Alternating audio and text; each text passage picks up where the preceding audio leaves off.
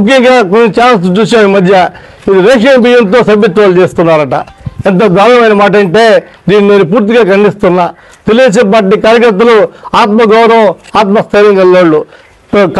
Telugu Desam party అధికారంలో లేనప్పుడే ఈ నియోజకవర్గంలో 27 సభ్యత్వాలను మేము చేసాం. అలాగే ఈరోజు తెలుగుదేశం పార్టీ అధికారులు వచ్చిన తర్వాత మన ఎమ్మెల్యే గారు కాకల శ్రేష్ఠ గారి నేతృత్వంలో 97,000 సభ్యత్వాలు చేసి రాష్ట్రంలో ఉదయగిరి 12వ స్థానంలోకి వచ్చింది. ఏ ఒక్క కార్యకర్త కూడా ఎవరికి కూడా రూపాయించకుండా వారు స్వయంగా 100 రూపాయలు చెల్లించి తెలుగుదేశం పార్టీలో సభ్యులుగా కొనసాగడం మా అదృష్టం.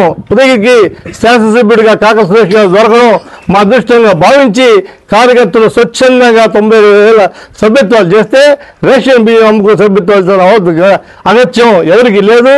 దీన్ని మేము తీవ్రంగా ఖండిస్తున్నాం. అలాగే శాశ్వత సభ్యత్వం ₹1,00,000 సభ్యత్వం.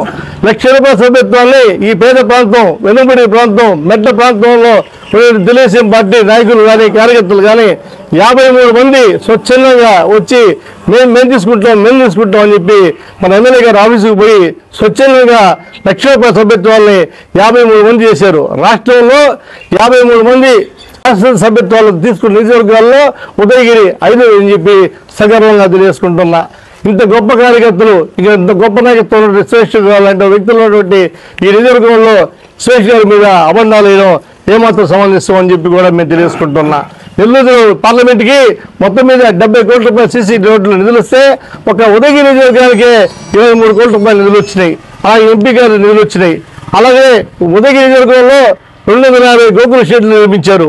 అలాగే మన ఉదయగిరి నియోజకవర్గంలో నీటి సంఘాలు ఎన్నికలు జరిగితే 140 నీటి సంఘాలకు అధ్యక్షులు జరిగితే 1000 మంది కార్యకర్తలకు నీటి సంఘ అధ్యక్షులుగా పదవులు మాటలు కాదనగా ప్రతి గ్రామంలో కూడా రైతులు స్వచ్ఛందంగా మన ఎమ్మెల్యే గారికి అండ దండ ఇచ్చి ఆ నీటి సంఘ ఎన్నికల్లో ఎటువంటి అవాంఛనీయ సంఘటన జరగకుండా ఎక్కడ కూడా మేము పోటీ చేస్తామని చెప్పి వేరే వాళ్ళు రాకుండా 1000 మంది నీటి సంఘ అధ్యక్షుల్ని ఏకగ్రీవంగా ఎన్నిక చేసే ఘనత కూడా మన ఎమ్మెల్యే కాకల శ్రేష్ఠ గారికి దక్కుతుందని చెప్పి కూడా ఈ పత్రికాముఖంగా తెలియజేసుకుంటున్నా. ఇలాంటి అభివృద్ధి సంక్షేమం చేస్తున్న వ్యక్తి మీద ఏదో విధంగా అభివృద్ధిని అడ్డుపరచాలి, ఈ ఉదయ నియోజకవర్గాన్ని అభివృద్ధి లేకుండా చేయాలని చెప్పి కొంతమంది పసిగట్టుకొని గ్లోబల్ ప్రచారం చేయడం మంచి సంప్రదాయం కాదో. మనం పనిచేసే వారికి అండగా ఉండాలని చెప్పి కూడా నేను ఈ సందర్భంగా తెలియజేసుకుంటున్నా.